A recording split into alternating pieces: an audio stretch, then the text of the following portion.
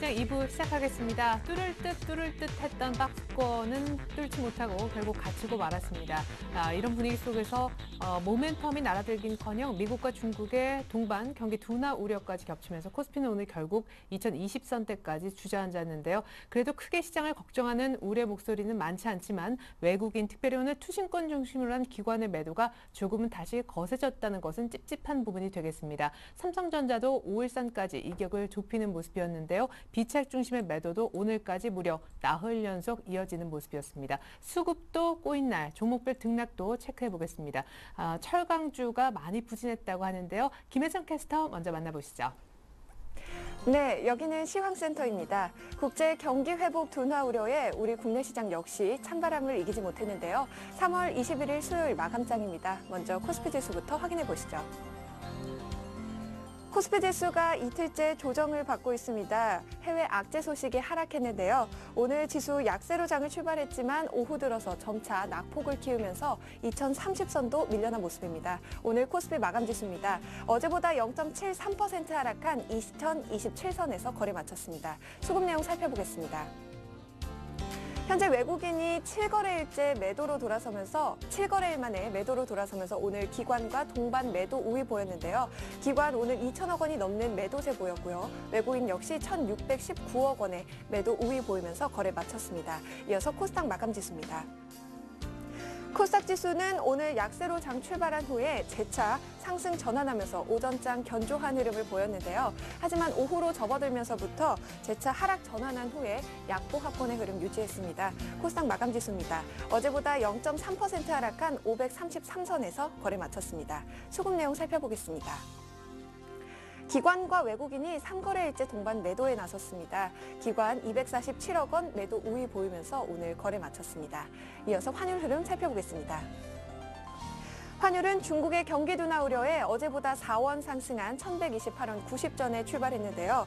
장 초반 내구 물량 등으로 곧바로 반락하면서 상승폭 줄였지만 유로화 반등과 또 북한 관련 리스크가 더해지면서 재차 오름폭을 늘렸습니다. 오늘 환율은요. 어제보다 4원 60전 상승한 1,129원에서 거래 마쳤습니다. 이어서 코스피 시가총액 상위 종목 살펴보도록 하겠습니다. 삼성전자가 오늘 하루 외국인의 매도세에 사흘 만에 하락했습니다. 1.97% 밀려나면서 124만 2천 원에 종가 기록했습니다. 반면에 기아차는 미국 공장이 다음 주부터 정상 가동에 들어갈 것이란 소식에 4거래일 만에 반등했는데요. 오늘 1.13% 상승하면서 7만 1,600원에 종가 기록했습니다. 반면에 LG화학은 1.47% 밀려났네요. 현대중공업 역시 2.15% 하락하면서 오늘 31만 8,500원에 종가 기록했습니다. 신한지주는 강보합권에서 거래 마쳤고요. KB금융 역시 2.11% 상승했습니다. 반면에 삼성생명은 약보합권에서 오늘 거래 마쳤습니다. 이어서 코스닥 시가총액 상위 종목 살펴보도록 하겠습니다. 셀트리온이 1.23% 밀려나면서 3만 6천 원에 종가 기록했습니다. 다음은 기관이 매수하면서 4거래일 만에 상승했는데요. 오늘 5.45% 상승하면서 12만 1,800원에 종가 기록했습니다. 반면에 서울반도체는 3%대 밀려나면서 오늘 거래 마쳤네요. SK브로드밴드 강보합권에서 오늘 3,480원에 종가 기록했습니다. 젠백스는 1.67% 밀려났고요. 시젠 역시 4.8% 하락하면서 오늘 67,500원에 종가 기록했습니다. 이어서 오늘의 특징 업종 및 테마 종목 살펴보도록 하겠습니다. 오늘 대부분의 업종이 하락한 가운데 통신업은 상승한 반면 경기 민감주죠. 철강주와 정유주가 큰 폭으로 밀려났는데요. 철강주 먼저 포스코가 2.26% 하락하면서 39만 원에 종가 기록했습니다. 현대제철 3.37% 하락했고요. 오늘 대한제강이 큰 폭으로 밀려났는데 7%대 하락하면서 11,200원에 종가 기록했습니다. 세아제강도 2%대로 밀려나면서 오늘 거래 마쳤네요. 정유화학주가 기관의 매도세에 역시 하락했습니다. 정유화학주 살펴보겠습니다. SK이노베이션이 2.29% 하락하면서 17만 1,000원에 종가 기록했습니다. 호남석유 2.95% 밀려났고요. 반면에 금호석유는 장 마감 가까이 강보합권으로 상승 전환하면서 오늘 15만 원에 종가 기록했습니다. 코오롱인더와 GS는 1%대로 밀려나면서 거래 마쳤네요. 북한이 다음 주 서울에서 열리는 해관보 정상회의에서 북핵과 관련된 성명 발표가 나올 경우 북한의 북한에 대한 선전포고로 간주하겠다고 발표하면서 오늘 방산주가 강세 보였습니다. 스페코가 6.51% 하락하면서 2,700원을 종가 기록했고요. 빅텍 역시 7%대 급등했습니다. 삼성테크윈과 웰크론도 2%대 강세 보였습니다. 전날 대부분 하락했던 박근혜 테마주가 새누리당 중앙선거관리대책위원회 출범식 소식에 오늘 급등 양상을 보였는데요. 보령 메디앙스는 상한가 가까이 오르면서 18,950원에 종가 기록했습니다. 아가방 컴퍼니도 오늘 14,700원에 거래 마쳤고요. 이지와 동양물산도 강세 보이면서 오늘 종가 기록했습니다. 전자부품 제조업체인 비셈전자가 코스닥 상생 첫날 상한가를 기록했는데요. 시초가가 공모가의 2배 이상 급등했죠. 오늘 비셈전자는 11,100원에 종가 기록했습니다. NHN이 실적 개선 기대감에 연중 최고가를 경신하면서 사흘 연속 상승 랠리를 달렸는데요. 오늘 NHN은 4.39% 상승하면서 24만 9,500원에 종가 기록했습니다. 삼성 SDI가 독일 보시사와의 합작회사 청산설에 약세 보였습니다. 삼성 SDI는 오늘 2.14% 밀려나면서 13만 7천원에 종가 기록했습니다. 인스프리트의 주가가 경영권 양수도 계약이 취소됐다는 소식에 이틀째 하한가 기록했는데요. 오늘 인스프리트는 1,080원에 종가 기록했네요. 지금까지 시황센터에서 김혜선이었습니다. 네, 막판에 북한의 선전포고 간주 이런 발언이 나오면서 원달러 환율도 거의 1,130원 상향 테스트 하기 직전의 모습으로 상승폭 많이 키우면서 끝냈던 것 같습니다.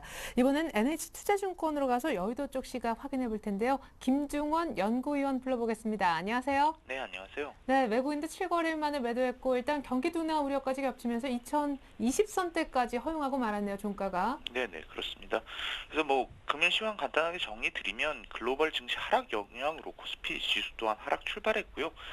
외국인이 말씀드린 것이 매도로 전환했다는 점, 그리고 외국인뿐만 아니라 기관도 모두 매도를 하고 금일에는 개인만 혼자 매수를 하는 그런 모습을 보였습니다. 뭐 금일 지수 조정은 중국 경제 둔화 우려와 미 주택 지표 부진 등이 원인으로 해석되는데요. 대부분 업종을 하락한 가운데 통신, 전기가스, 음식료 업종만 상승을 기록했고, 반면 이제 중국 영향으로 이제 철강, 금속 같은 경우에는 2% 이상 하락하는 모습을 보였습니다. 네. 궁금한 건 이렇게 쉬는 건 좋은데요. 언제까지 쉴 것인가, 그리고 쉰 다음에는 상승할 것인가, 거기에 대한 궁금증이 다들 갖고 계실 텐데 어떤 의견이신지 궁금합니다. 그에 맞춰서 전략도 좀 세워주시죠. 네, 뭐 그 부분에 대해서 가장 이제 투자자 입장에서 의문이 많이 제기가 되는 부분인데요. 과거 뭐 2009년과 2010년 유동성 랠리 때도 보면은 초기에 유럽계 자금이 유입되면서 지수가 일단 먼저 오르고 그 이후에 유럽계 자금이 지지부진한 가운데 이런 쉬어가는 장세가 나타나는데요. 이후 통상적으로 유동성 랠리 중반부터는 미국계 자금이 본격적으로 유입됩니다. 이번 2012년 유동성 랠리도 이러한 모습을 그대로 답습해 갈 가능성이 높고, 지금까지 진행되는 모습도 모두 이제 2009년과 2010년과 비슷한 모습을 보입니다. 그런 관점에서 본다면 이제 미국계 자금의 유입에 대한 추가 상승 가능성은 존재한다는 점, 특히 뭐 최근 미국 장기물 채권 금리가 상승을 보이고 있고, 이러다 보니까 미국계 자금 이동이 채권에서 주식으로 이전될 수 있다는 기대, 그런 부분이 존재한다는 관점에서 보면 국내 증시로 다시 미국계 외국인이 유입되면서 추가 상승을 기대할 수 있을 걸로 보이는데요. 결국 뭐 이제 쉬어가는 주식시장에 2차 상승을 좀 준비해야 된다고 보이고, 통상 이제 미국계 자금의 특징을 보면 유럽계 대비 국내 증시 IT 업종의 선호가 더 높습니다.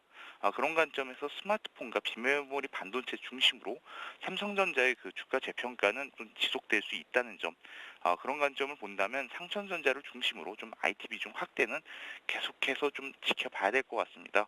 물론 뭐 최근에 뭐 계속해서 삼성전자 주가가 연일 신고가를 갱신하고 있다는 점에서는 뭐 투자자 입장에서 좀 부담이 되지만, 그렇지만 결국은 삼성전자를 안 들고 가고는 시장을 이길 수 없다는 그런 관점이 필요하고요. 이 밖에 최근 GM 펀드 섹터 유입을 좀 보면은 뭐 이제 결국 미국계 자금 유입과 상당히 좀 관계가 높은데요. 자동차나 유통, 화학 등 업종으로 섹터로 좀 계속해서 자금이 유입된다는 관점에서 이들 업종에 대한 관심도 지속적으로 가지실 필요가 있다고 해석됩니다. 네, 이제 달이 바뀌고 4월 초가 되면은 삼성전자의 1분기 실적 잠정치부터 발표가 될 텐데요. 보통 그때는 결과가 좋아도 빠지고 뭐 나쁘면 나쁜 대로 빠진다고 해서 IT주는 이후에 4월 달 한 중순쯤 사자 하는 의견도 있더라고요. 지금의 IT주 비중 확대 적기라고 보십니까? 네, 그럼 뭐 제목으로 말씀드린 것 같이 쉬어가는 주식시장의 2차 상승을 준비할 때로 보이면 그런 조정 기회를 놓치면 안 된다는 관점으로 봐야 되고요. 예. 그런 기회가 왔을 때는 계속해서 좀 비중 확대를 뭐 말씀드렸던 것 같이 뭐 장중 조정이라든지 계속해서 조정이 있을 때마다 좀 확대해 가는 것이 맞다고 판단합니다. 네, 잘 들었습니다. 전반적인 장은 쉰 이후에 2차 상승할 것이다 라고 긍정적인 뷰 보여주셨습니다. NH투자증권의 김중원 연구위원의 분석이었습니다. 고맙습니다. 감사합니다. 네, 자 이번에는요 스튜디오에 직접 두 분의 전문가 모시고 더 깊이 있는 얘기, 구체적인 얘기 나눠보도록 하겠습니다. 메리츠 종금증권 동소문 지점의 강보경 대리님과 SK증권 일산지점의 신민승 과장님을 모셔봤습니다. 두 분 안녕하세요. 안녕하십니까? 네, 먼저 두 분이 준비해 오신 이슈부터 화면을 통해서 확인해 보겠습니다. 내일장 이슈입니다. 크게 네 가지군요. 첫 번째, 2050 다가서면 위축되는 코스피 추가 상승 모멘텀은? 이라는 것이 첫 번째 질문이고요. 두 번째 이슈는 실적 장세 맞춤형 섹터 찾아드립니다. 세 번째, 고유가, 유가가 미국 경기 모멘텀을 둔화시킬까? 이 얘기가 많은데요. 네 번째, 원금 보장 주식 있기 없기?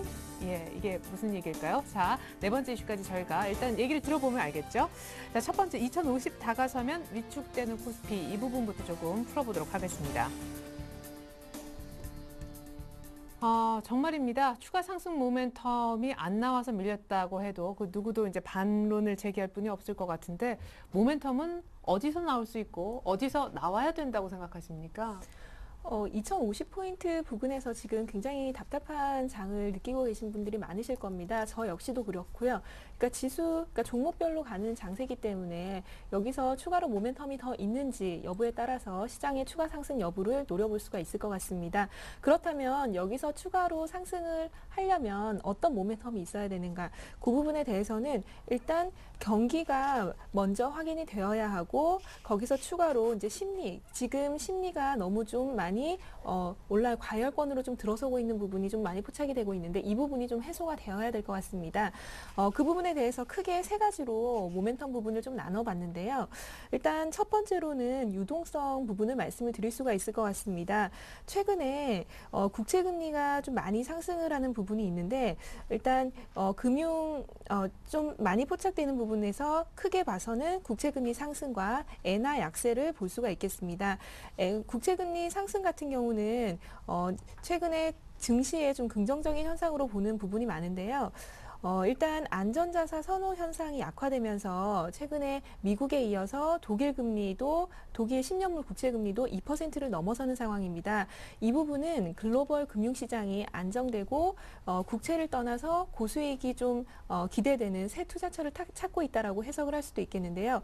일단 그 부분에 있어서 유동성이 주식시장으로 흘러들어올 수도 있다라고 해석을 할 수가 있겠고요. 그리고 엔화 약세 관련해서는 대표적으로 캐리 트레이드 자산 이기 때문에 엔화 약세는 글로벌 금융시장이 안정되고 있다라는 해석을 할 수가 있고 캐리 트레이드가 정상화되고 있다라는 부분으로 해석이 가능할 것 같습니다. 그리고 두 번째는 경제 지표 부분인데요. 최근 경제 지표가 예상치에 못 미치는 경우가 가끔 나타나고 있는데 네. 그럼에도 불구하고 지금 고용과 주택 경기는 그래도 살아나고 있는 모습 보여주고 있습니다. 비록 어저께 발표된 주택 경기 지표는 예상치에 소폭 못 미치는 결과를 보였지만 대부분의 주택 경기가 살아나고 있다라는 부분을 감안을 했을 때는 시장에서 아직까지는 경제 지표에 대한 기대감이 좀 살아있다라고 해석을 할 수가 있겠고요. 거기다가 자동차 판매가 늘고 있다라는 부분도 요즘에 많이 포착이 되고 있는데 자동차 딜러 낙관 지수라는 부분이 있는데 호전되고 있다라는 부분까지 확인을 하실 수가 있습니다. 그렇다면 주식시장으로 접목을 했을 때 우리는 주식을 일반적으로 경기 선행지표라고 보고 있는데요. 일단 경기 선행지표, 시장이 여기서 강세장이라는 그런 하나의 시그널이 포착이 되려면 주도주가 있어야 됩니다. 그 부분이 지금 시장에서 확연하게 나타나고 있는 부분인데요. 미국에서는 애플 같은 IT 종목들이 신고가를 내고 있는 상황이고 우리 시장에서는 IT 부분 그리고 그동안 좀 쉬었던 밸류에이션 매력이 있는 은행이라던가 건설주 그리고 박스권에는 갇혀 있긴 하지만 그래도 호전되고 있는 자동차까지 주도주 부분이 그래도 어느 정도는 좀 살아있다라는 부분에서 해석을 할 수가 있겠습니다. 마지막으로 제가 준비한 표를 잠깐 보면서 말씀을 드리겠는데요. 일단 이 표는 최근에 주도주 부분에서 어떤 섹터들이 부각이 되는가라는 부분에서 지금 나와 있는 표입니다. 일단 첫 번째로 IT, 금융, 내구 소비재 부분인데요. 뭐 IT, 금융은 다 아시겠지만 내구 소비재는 어떤 부분인가 궁금하신 분들 많으실 겁니다. 내구 소비재는 자동차나 주택 같은 소비 관련주라고 보시면 될 것 같은데요. 일단 여기까지 최근에 시가총액이 계속 살아나면서 주도주로 부각을 받고 있는 그런 섹터들입니다. 따라서 주도주가 명확한 시장이기 때문에 최근에 모멘텀이 없다고는 하지만 아직까지 주도주가 살아있고 거기서 실적 모멘텀이 있는 종목들이 최근에 부각이 되고 있는 상황이기 때문에 이 박스권을 돌파하게 된다면은 추가로 상승 모멘텀은 아직까지 남아있다라고 해석을 할 수가 있겠습니다. 네, 결국에는 김중원 연구위원이 말한 것처럼 이렇게 쉬어가다가 나중에 2차 상승이 나올 것이다. 박스권을 뚫을 것이다. 분위기가 나쁘지 않다. 뭐 이렇게 톤은 비슷한 거네요. 그죠? 네, 맞습니다. 예, 알겠습니다. 조금 긍정적인 마인드를 조금 갖고 계셔도 좋을 듯 하네요. 자, 두 번째 이슈로 넘어갑니다. 실적 장세의 맞춤형 섹터 찾기라는 부분인데 신민수 과장님, 뭐 실적 하면은 그냥 IT 아닌가요? 예, 기본적으로 뭐 IT가 실적이 좋은 거는 누구나 다 아는 사실이라고 보고 네. 여기 이제 IT 말고도 조금 괜찮은 실적과 좀 좋지 않은 쪽도 있기 때문에 그거를 구분해서 오늘 제가 준비를 해왔습니다. 이제 자료 보시면서 같이 말씀을 드려보도록 하겠습니다. 우선 실적 장세는 아마 꾸준히 유지되더라도 아마 실적 시즌은 아마 4월 중순까지 지속된다고 보고 있고 아마 이다음부터는 좋아지는 것과 나빠지는 업종 간의 이제 격차가 좀 더 뚜렷해지지 않나 이렇게 보고 있고요. 아까 앵커께서 말씀하신 대로 IT는 당연히 모든 사람들이 좋다 하고 자꾸 이제 올라가고 있습니다. 전망치가. 그래서 향후 IT에서 이미 이제 갖고 계신 분들께서는 굳이 이제 낙마하실 필요는 없지 않아. 낙마는 매도를 뜻하는데 굳이 아마 낙마하면 다시 못 사실 겁니다. 그래서 낙마하실 필요는 없지 않나 이렇게 말씀을 드리고 두 번째로는 이제 좋은 쪽과 나쁜 쪽을 제가 말씀을 드려보도록 하겠는데요. 일단은 좋은 쪽은 IT 말고 건설 쪽도 좀 좋다고 보고 있습니다. 그 이유는 건설이 원래 이제 이때까지는 부동산 PF 쪽에 이제 부실이 많아서 국내나 뭐 또는 해외에서도 플랜트 쪽에 수주를 많이 하는데 어떻게 보면은 원가에 거의 이제 매출액은 많이 외형은 늘어나는데 영업이익상으로 보면 원가에 거의 뭐 크게 남지 않는 정도로 이제 외형 유지 정도 수주가 많아서 이때까지 건설주가 이제 드라마틱한 반등이 없었지만 앞으로 이제 조금 이제 경기 선행 지수가 지금 올라가고 있고 상황이 조금만 개선되면은 건설주가 오른 게 지금 1년 동안이 봐도 오른 게 없기 때문에 향후 이제 대림 산업이나 뭐 지금 현재 삼성물산 같은 건 조금씩 시그널이 나오고 있는데 그런 쪽을 필두로 해서 대형 건설사들이 한번 이제 움직일 때가 되지 않나 이렇게 보고 있고요. 반대로 안 좋은 업종도 있습니다. 이제 화학 쪽과 정유 쪽은 이제 제가 썩 좋게는 보고 있지 않은데 그 이유로는 현재 좀 모든 사람들이 아시겠지만 고유가 시대입니다. 그래서 고유가인데 화학 쪽으로 보면 이제 저도 전공이 화공 쪽입니다만 이제 네. 완제품이 있습니다. 이제 완제품이 이제 유가가 올라가면은 완제품에 이제 맞춰서 가격을 올려야 되는데 완제품 가격이 지금 유가 상승을 따라잡지를 못하고 있습니다. 그래서 완제품 가격을 올려야지 이제 실적이 좋아지는데 그러지 못하기 때문에 이제 뭐 석유화 업체 입장에서는 이제 원가는 올라가는데 이제 영업이익이 점점 줄어드는 그런 구조로 갈 수 있기 때문에 향후 뭐 좀 현재도 뭐 이제 화학 업종 자체가 21선 이탈 상태이지만 앞으로도 뭐 21선 넘어서기에는 어지간한 모멘텀으로는 좀 어렵지 않나 이렇게 보고 있고 네. 마지막으로 이제 이때까지 언급을 드리지 않는 이제 뭐 자동차나 아까 강 대리님께서 말씀하신 금융주는 제가 조금만 추가 설명을 드리면 자동차는 이제 IT나 건설 다음으로 이제 조금 괜찮은 업종으로 보고 있고 마지막으로 금융주는 현재 장세가 금융 장세에서 실적 장세로 넘어가는 초입 단계입니다. 그래서 아마 실적 장세가 완전히 굳어지면은 금융주는 조금 아마 현재가 이제 어떻게 보면은 마지막 랠리가 아닌가 이렇게 보고 있고 앞으로 추가적인 모멘텀은 조금 약하지 않나 이렇게 보고 있습니다. 상대적으로. 그래서 앞으로 이제 투자자들께서 주의하실 때는 IT를 가지고 계신 분이면 그냥 가지고 계시고 추가적으로 이제 진입을 노려보실 분께서는 건설이나 이제 자동차 이쪽까지는 괜찮지 않나 이렇게 말씀을 드려보도록 하겠습니다. 예, 알겠습니다. 그러면 강보경 대리님한테 좀 여쭤보고 싶긴 하네요. 예, IT하고 건설이 좋다는 데는 좀 동의를 하고 차까지도 비슷한 의견이신데 은행주는 마지막 랠리가 아닌가 이런 얘기 하셨어요, 신 과장님요. 네, 그 부분에 대해서는 아직까지는 좀 의견이 분분한 상황인데 네. 저는 이렇게 말씀드리겠습니다. 주도주는 아직까지 IT와 건설주가 확실하다고 보고 있는데 자동차와 은행은 트레이딩 바이 정도로 말씀을 드리겠습니다. 지금 단기적으로 좀 많이 올라온 상황에서 현재 공격적으로 끌고 가는 매수 전략은 아직까지는 조금 위험해 보이지 않나 싶고요. 단지 트레이딩 바이를 하면서 여기서 좀 짧은 수익을 노리는 그런 단계가 좀 맞지 않나 싶습니다. 예, 알겠습니다. 깔끔하게 정리해 주셨네요.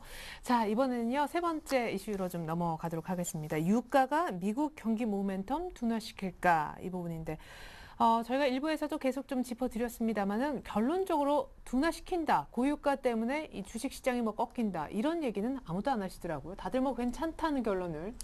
네, 맞습니다. 제 결론도 좀 비슷한 결론인데요. 이 부분은 유가가 여기서 추가적으로 지속적으로 상승이 되면은 당연히 심리 위축을 가지고 올 수는 있습니다. 하지만 유가가 여기서 상승 추세를 좀 멈춘다면은 어느 정도는 여기서 좀 압박감을 어느 정도 덜 가질 수 있다라는 부분으로 말씀을 드리는 거고요. 그렇다면 네. 그 근거는 최근에 비록 뭐 가솔린 가격이 뭐 4불 가까이 올라간다 뭐 이런 얘기 많이 나오고 있지만 여기서 추가로 상승을 좀 저해할 수 있는 그런 요인들이 많기 때문입니다. 실제로 원유 최대 생산국인 사우디 같은 경우에는 추가로 증산한다라는 얘기가 나왔었고요.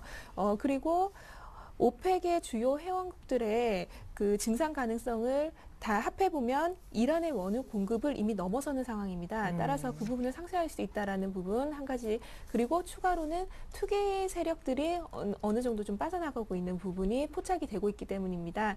그렇기 때문에 여기서 공격적으로 추가로 더 상승하는 그런 모습은 나타나지 않을 거라고 생각을 하고 있고요. 그렇다면 결론적으로 봤을 때는 경기 모멘텀 둔화 우려는 유가 때문에 나타나는 우려는 크지 않다라고 말씀을 드릴 수가 있겠습니다. 물론 여기서 뭐 극단적으로 뭐 전쟁이 난다던가 이렇게 된다면은 이제 시장에선 큰 충격이 올 수 있겠지만 그 부분을 배제하고 말씀을 드리는 거기 때문에 일단 유가 상승은 이 정도 수준에서 좀 유지가 되지 않을까라고 말씀을 드릴 수가 있겠습니다. 예, 알겠습니다. 자, 유가는 뭐 여기서 아주 많이 뛰면 좀 걱정스럽지만 그럴 가능성이 낮다라는 쪽에 무게를 더 두셨고요. 마지막 이슈로 넘어가겠습니다. 원금 보장 주식 있기 없기. 만약에 원금 보장 주식이 있다는 답이 여기서 나올 경우에는 주식을 사면은 손실 보는 일은 없다.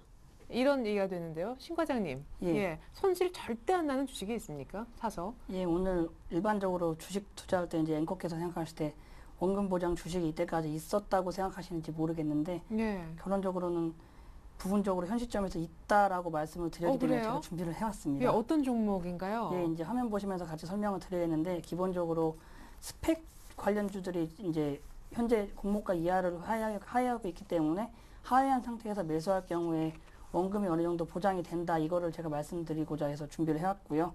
일단 스펙이 뭔지 모르시는 분들이 아마 거의 절대 다수입니다. 이제 설명을 제가 간단하게 드리겠습니다. 스펙은 이제 M&A를 이제 목적으로 만드는 이제 증권사에서 만든 페이퍼 컴퍼니 정도로 보시면 되겠고, 이제 어떤 이제 비상장 기업을 증권사에서 이제 인수를 하기 위해서 공모를 하고요. 그걸 통해서 이제 투자자들을 이제 유치하는 과정에 이제 있는 게 스펙입니다. 그래서 이제 대부분 지금 현재 스펙 나온 것들은 2010년에 상장을 많이 했고, 보통 만기는 3년을 두기 때문에 이제 내년에 이제 스펙 대부분이 만기가 돌아오는 상황으로 보시면 되겠습니다. 근데 이제 현재 추가적으로 제가 이제 자료를 이제 그림이 나올 텐데 그림을 통해서 이제 화면 보시면서 같이 설명을 드릴 텐데, 네. 일반적으로 이제 화면 작아서 잘 보이실지 모르겠습니다만 이제 주식회사가 설립을 되면은 이제 거래소에 상장을 하기 위해서는 이제 IPO나 또는 이제 뭐 스펙을 통한 상장 심사에 한번 들어가게 돼 있습니다. 그래서 합병 대상 기업을 이제 증권사에서 발굴을 하고 여기서 이제 결정이 납니다. 이제 합병이 성공하느냐 실패하느냐 따라 결정이 나는데, 이제 성공하게 되면 이제 당연히 이제 결합 기업에 이제 주식을 매각해가지고 이제 어떻게 보면 투자자들한테 이제 주식을 합병하는 주식을 가지겠냐라는 이제 어떻게 보면 이제 매수 청구권이 발생하게 되고 반대로 합병에 이제 실패하게 되면은 스펙 청산 및 이제 공모 자금을 반환하게 돼 있습니다. 이제 여기까지는 무슨 얘기인지 정확히 이제 모를 텐데 제가 이제 대우증권 스펙이라는 걸 통해서 이제 간단하게 한번 설명을 드리도록 하겠습니다. 네, 조금 더 쉽게 설명해 주시면 좋겠어요. 예. 현재 지금 대우증권 스펙이라는 주식이 하나 있습니다. 이제 가격은 3,430원이고요. 네. 이제 만기를 이제 화면에서 보시겠지만 내년 2월 25일입니다. 그리고 공모가가 3,500원인데 만기 금액이 왜 3,715원이냐 이게 많은 분들이 의아해하실 텐데 공모가에 이제 이 부분에 대해서는 공모 자금을 90몇 % 이상을 증권금융에 예치를 하기 때문에 이제 흔히 말하는 CMA 이자 정도가 이제 3년째 CMA 이자 정도를 더 합치면은 3,500원에 합쳐버리면 3,715원 정도 되고 따라서 이제 현재 가격이 사실 경우에 이제 만기 수익률이 8점 몇 % 정도 됩니다. 8.8% 뭐 그 정도 9% 정도 가까운 정도 수익률인데 이 수익률은 이제 이게 스펙이 왜 틈새 시장이냐면 이 수익률은 주식 투자분들께서는 에이 뭐 10% 그거 뭐 아무것도 아닌데 이렇게 생각하시는 분도 많고요. 반대로 네.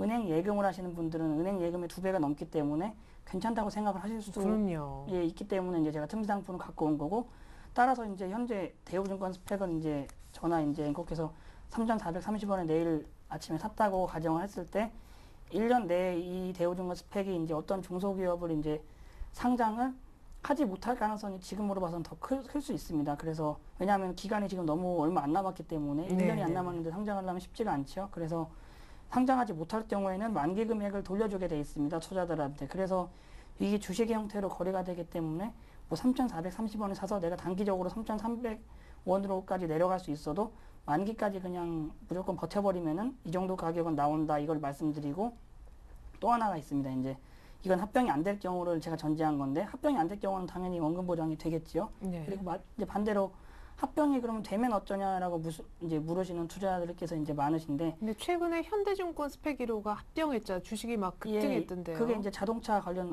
어떤 기업을 합병을 했는데 네. 그거로 해서 기대감에 의해서 주가가 급등했습니다. 이제 현대증권 스펙하고 하나 더 있는데 신한 스펙이 이제 2개가 있습니다. 설명을 드리면은 우선 이제 현대증권 스펙 같은 경우는 공모가가 6,000원 정도였고 이제 5,800원 요 정도에서 거래가 많이 되다가 오늘 이제 한 9% 정도 주가가 상승을 했는데 이런 경우 같은 경우는 합병이 된 경우입니다. 근데 합병이 돼가지고 아직 이름이 스펙이지요. 이제 스펙에서 합병이 완벽하게 넘어가면은 예를 들면 하이비전 시스템이라는 것처럼 종목이 아예 바뀌는데 그 전 단계입니다. 그래서 이런 거 같은 경우는 이제 투자자들께서 운이 좋은 경우인데 합병을 한 다음에 만약에 이제 합병을 하는데 투자자들께서 동의를 하시면은 그냥 공모가로 받아올 수가 있습니다. 그래서 만약 공모가 이하에 사신 분들께서는 당연히 공모가에 받기 때문에 원금 보장이 되는 경우고 추가적으로 나는 이 주식을 더 가져볼래 하는 분들께서 이제 방금 같이 오늘 이제 한 10% 정도 오르는 이 수익률이 나는 경우입니다. 그래서 결론을 말씀드리면은 합병이 되든 안 되든 현 시점에서는 공모가 이하인 스펙을 사시면은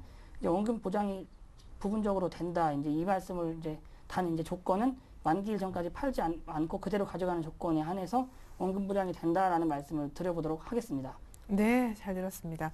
그래요. 원금 보장 주식이 스펙의 경우에 있다라고도 볼 수가 있겠군요. 자, 그러면 이렇게 이슈 4가지를 모두 좀 정리를 해보겠고요. 본격적으로 내일장 전략 세워보고 더 구체적인 내일의 살만한 종목 공개 받아보겠습니다.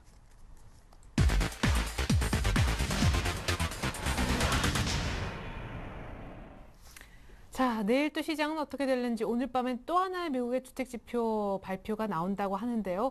시장을 뒤로 하고 어떤 종목을 사면 좋을지 종목 얘기해 주시면 더 좋을 것 같아요. 강 대리님. 네. 이제 전략과 이제 종목을 말씀을 드려야 되는데 전략을 먼저. 네. 지금 이제 서울경제TV를 보시는 많은 투자자분들을 위해서 저도 최근에 이제 어떤 전략을 세워야 될지 많은 고민을 하고 있습니다. 좀 현실적인 전략을 좀 말씀을 드리겠는데 실제로 제가 쓰는 방법입니다. 철저하게 종목을 지금 압축해서 가고 있는 상황인데요. 지금 주식을 갖고 계신 분들이라면 계좌를 가만히 한번 들여다보십시오. 어떻게 운용이 되고 있는지 한번 고민을 좀 해보시고요. 3개로 나눠보십시오. 첫 번째는 신고가 종목, 그리고 두 번째는 박스권, 세 번째는 추세 이탈 종목. 이렇게 세 파트로 한번 나눠 보십시오. 신고가는 뭐 최근에 삼성전자를 비롯해서 뭐 이제 호텔신라 같은 최근에 고가를 내고 있는 종목들, 그리고 박스권은 뭐 하이닉스라던가 자동차 같은 박스권 종목, 그리고 추세 이탈은 말 그대로 화학이나 뭐 정유 같은 최근에 추세를 이탈하고 있는 종목들을 나눠볼 수가 있는데요. 좀 과감한 전략으로 추세를 이탈하고 있는 종목들의 비중을 조금씩 줄여보십시오. 거꾸로 가는 겁니다. 그래서 만약에 신고가 냈던 종목이나 박스권에 있는 종목들이 조정을 받을 때는 그쪽으로 한번 갈아타 보시기 바랍니다. 주도주를 보유하면서 나머지 비중을 점차적으로 줄여나가는 그런 전략을 한번 써보신다면 계좌 수익률이 한 달, 두 달 있으면은 좀 달라지는 걸 확실히 느끼실 겁니다. 최근에 좀 시장에서 소외를 느끼는 그런 분들이 많으신데요. 이 전략을 한번 써보신다면 조금 다른 결과를 얻으실 수 있을 것 같고요.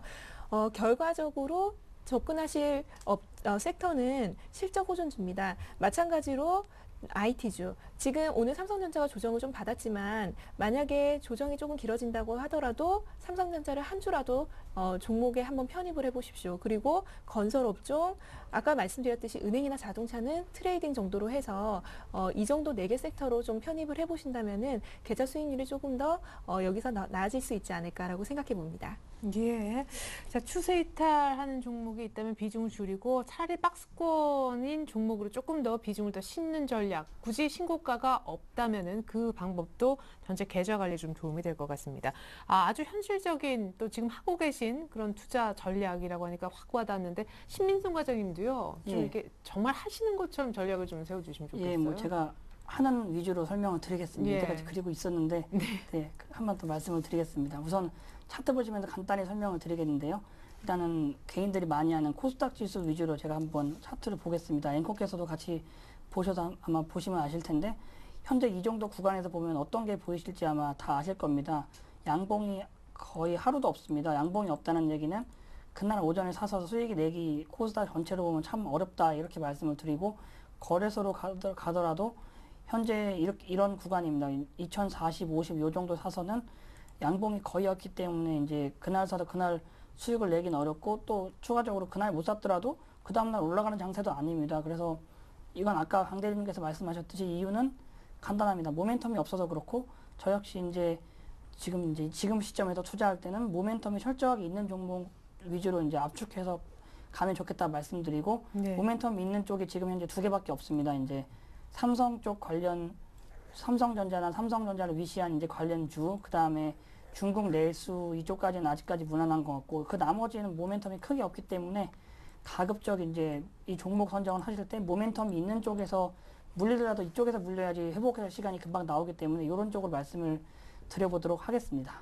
예, 그리고 화면에 보니까 기관이 지금 계속 파는데 그래도 종목 고를 때 이 기관이 굉장히 선정하는 데 있어 중요한 키라면서요. 예, 그래서 기관이 현재 펀드 환매 때문에 이제 계속적으로 매도가 나오는데 기관이 매도를 연속적으로 하는 것을 들고 있다는 것은 어떻게 보면 심리적으로 또 멘탈이 흔들릴 수밖에 없는 상황이 있습니다. 그래서 네.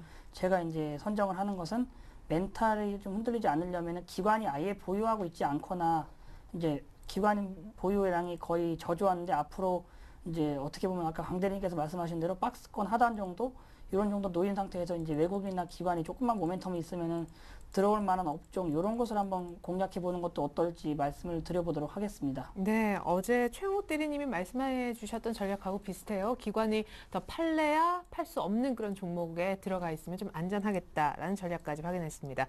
자, 강보균 대리님 포트를 한번 쭉 보니까 뭐 IT도 좀 꽤 많이 눈에 띄고 그런 것 같은데 글쎄요, 차, 뭐 은행 이런 종목을 오늘 관심 종목으로 넣으실까요? 오늘 관심 종목이 있다면요? 네, 제가 지금 갖고 있는 종목들이 좀 많기 때문에 오늘 추가로 넣지는 않겠습니다.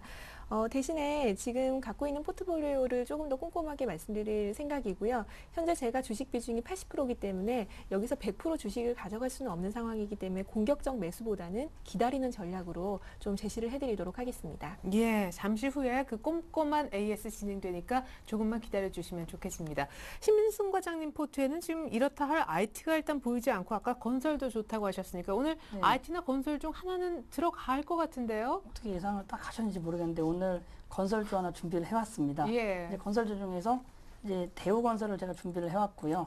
이제 화면 보시면서 같이 설명을 드리도록 하겠습니다. 대우건설은 이제 모든 분들이 다 아시는 이제 우리나라 대표적인 건설 기업 중에 하나고 해외에서 수주, 국내 건설, 뭐 플랜트 이쪽을 해서 종합적인 건설업을 영위하는 회사로 볼 수 있겠고, 이제 제가 이거를 추천드리는 이유는 아까 말씀드렸듯이 기관이 지금 현재 매집을 한 것도 없고, 그렇다고 해서 뭐 매도가 나오는 것도 없고, 수급적으로는 큰 특징이 없습니다. 수급적 특징이 없기 때문에 이제 차트를 보시면은 이제 박스권 하단에서 그렇게 옆으로 횡보하는 장세이고, 어떻게 보면은 뭐 크게 여타 저타 뭐 움직임이 없는데, 이런 종목은 이제 기관이 여기서 팔고 싶어도 팔아봐야 의미가 없는 위치라고 볼 수도 있기 때문에 이런 자리에서 한번 이제 향후 모멘텀만 생기면은 좀 어느 정도 치고 올라갈 만한 여지는 있지 않나 해서 준비를 해왔고, 모멘텀이라면 최근에 대우건설이 수주를 못한 지가 한참 됐습니다. 뭐 하루 이틀이 아니고 한 1년 가까이 수주를 못했다가 최근에 해외에서 수주를 한 건은 따냈습니다. 따냈다는 얘기는, 한 건 따냈다는 얘기는 이제 어떻게 보면 가시화된 수주가 앞으로 이제 더 있으면 좀 더 발표를 하면 좀 더 오를 수 있는 가능성이 열려 있기 때문에 이런 쪽에서 이제 모멘텀을 부각시켜서 좀 매집을 서서히 해가면 어떻게 괜찮지 않겠나라는 전략으로 말씀을 드려보도록 하고요. 오늘 종가는 거의 뭐 보합해서 끝났는데, 이제 매수가 역시 이제 오늘 종가니까는 뭐 1,650원 정도 되겠습니다. 그 정도 부근에서 사셨다가 목표가는 일단은 단기적으로 지금 장세가 뭐 어떻게 보면 모멘텀이 없는 장세이기 때문에 11,500원 정도 단기적으로 보고, 손절 라인은 이제 여기 박스권이 깨지는 10,000원 정도로만 일단 짧게 보도록 하겠습니다. 네, 모멘텀만 생기면 올라간다. 대우건설이 우리 신민순 과장님의 오늘 관심 종목이었습니다. 기관의 매도 대상이 될 확률도 낮다고 해주셨죠. 자, 그렇다면 오늘 특별히 관심 종목은 없지만 꼼꼼한 AS를 약속해 주신 강부경 대리의 포트 한번 열어볼까요? 자, IT 관련 대장주인 삼성전자가 지금 꽤 약간 늦은 감이 없지 않아 있었는데요. 매수되고 난 다음에 수익이 아마 높을 겁니다. 비중은 30%나 되고요. 제일모직 10%, SK 20%, 네페스 10%, 한국카본도 10%로 들어있었군요. 자, 종목 5개여서 한 판에 정리해서 확인하겠습니다. 누적 수익률입니다. 자, 삼성전자가 목표가 130만에 거의 근접했죠. 오늘 약간 눌려서 수익이 거의 10% 가까이 그래도 되고요. 한국카본과 지주회사 SK가 지난주 대비해서는 수익이 많이 줄어서 약간은 아쉽습니다. 준 것이 이제 한국카본의 경우 20% 그래도 넘고요. 자, 네페스가 신고가 영역인데 목표가 상향하시고 보유하겠다는 의견이신 것 같습니다. 수익이 많이 좋아졌습니다. 제일모직이 약간 아쉬운데요. 어떤 종목부터, 네페스부터 봐주시죠. 네, 목표가를 상향하기로 한 네페스부터 말씀을 드리겠습니다. 최근 삼성전자의 상승세와 함께 AP 시장이 커지면서 네페스 최근에 52주 신고가를 내고 있는 상황인데요. 제가 이 종목을 추천해 드릴 때도 이 종목의 영업이익률이 올해 20%가 넘어간다라는 포인트로 말씀드렸습니다. 네. 최근에 부품주들, 그 IT 부품주들의 그 단가 인하 압력이 좀 많은 상황에서 그래도 영업이익률이 크면서 독점적인 그 시장을 형성할 수 있다라는 부분에 포인트를 두시고 접근을 하시면 될 것 같고요.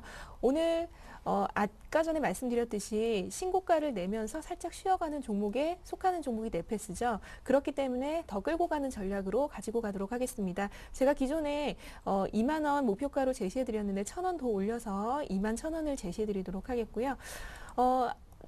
좀 아쉬운 종목입니다. 한국카본 지난주와 대비해서 좀 새로운 이슈가 나와서 좀 많이 밀렸다라는 부분이 좀 많이 아쉬운데요. 동양텔레콤 지분을 최근에 관리 종목 가능성이 나오면서 좀 많이 하락하는 모습 보였습니다. 최근에 심리가 20까지 내려갔다가 단기적으로 좀 반등이 나오고 있는 상황인데요. 일단 동양텔레콤 지분 우려감에 대해서 빠졌던 부분은 어느 정도 시장에 반영이 됐기 때문에 이제부터는 이 종목에 대한 펀더멘털을 다시 한번 볼 때인 것 같습니다.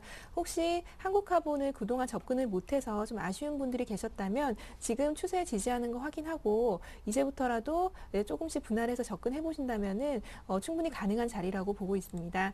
그리고 SK도 마찬가지로 최근에 추세가 약간 여기서 많이 하락하는 모습 보여주고 있는데요. 오늘 정확하게 200일선을 지지하면서 끝나는 모습이었습니다. 밸류가 좀 싼 상황에서 현재 이격 조정까지 다 마무리가 되고 있는 상황이기 때문에 현재 이 추세만 15만 원 정도 유지해 준다면은 여기서는 단기 반등 충분히 노릴 수 있는 상황이고, 밸류에이션 올해 기준으로 5.3배로 굉장히 싸기 때문에 지금 자리에서는 그대로 홀딩하는 전략으로 가도록 하겠습니다. 그리고 제일모직. 네, 제일모직 앞전에 그 신 과장님께서 말씀해 주신 기관이 더 이상 팔래야 팔기가 어려운 종목 중에 하나 들어가는 종목인데요. 일단 수급 상황을 보신다면은 네, 그때 한번 기관이 다시 사주기 시작했다 하셨었는데. 네, 맞습니다. 여기서 이제 보라색 선이 기관인데요. 투신이 끝까지 팔다가 지금 단기적으로 매수가 들어오다가 약간 쉬는 모습을 보이고 있습니다. 여기서 추가적으로 공격적인 매도가 나오지 않는다면 다시 한번 10만 원 안착을 시도할 가능성이 있어 보이고요. 그리고 실제적으로 여기서 이제 실적 추정치가 계속 높아지는 그런 상황이기 때문에 10만 원 안착을 한번 노려보면서 11만 원까지 단기 트레이딩 해보도록 하겠습니다. 네, 네페스 목표가 2만 원에서 2만 1,000원으로 올리고 보유하겠다는 AS까지 저희가 들어봤습니다. 이번엔 신민송 과장님 포트를 확인해 보겠습니다. 자, 우리 신 과장님 포트에는요.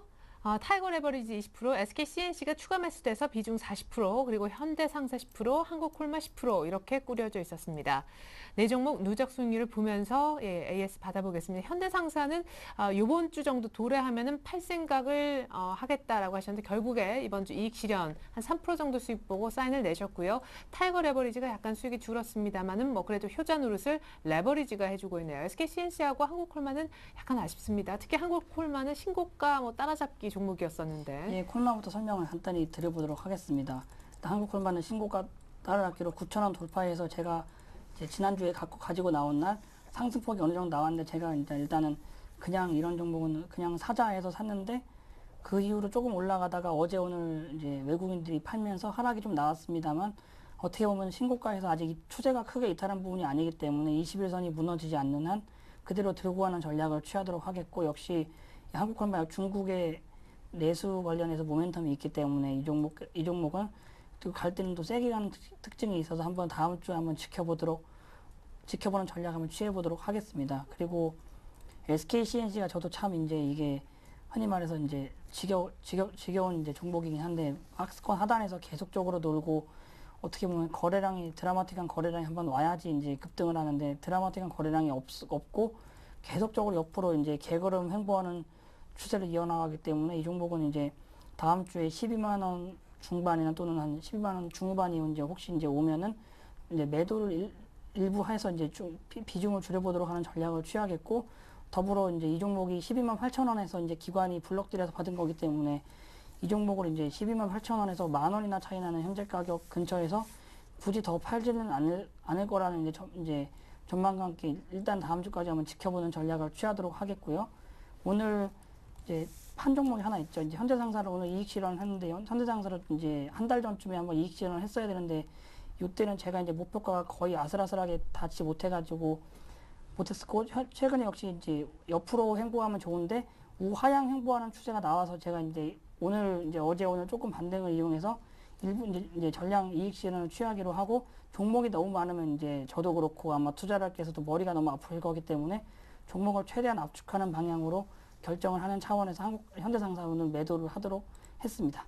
예, 그리고 레버리지도 잠깐 살펴주시죠. 뭐 사실 시장 얘기이기도 한데요. 예. 레버리지는 뭐 현재 21선에 오늘 닿았다가 이제 어떻게 약간 21선에서 올라가서 종가를 맞췄는데 이 종목은 이제 21선이 이제 크게 훼손을 하지 않는 한 꾸준히 들고 가는 전략이 좀 맞지 않나 이렇게 보이고 전망치는 다양합니다만 이제 제가 삼성그룹주가 없기 때문에 레버리지라도 있어야 이제 시장 상승률에 이제 2배 정도 되는 효과를 가진 레버리지를 들고 있어야 그거를 상쇄한다고 보고 꾸준히 이제 보유하는 전략을 취하도록 해보겠습니다. 네, 레버리지까지 홀딩 의견. 그러나 오늘 현대상사는 이익 실현 사인을 내셨습니다.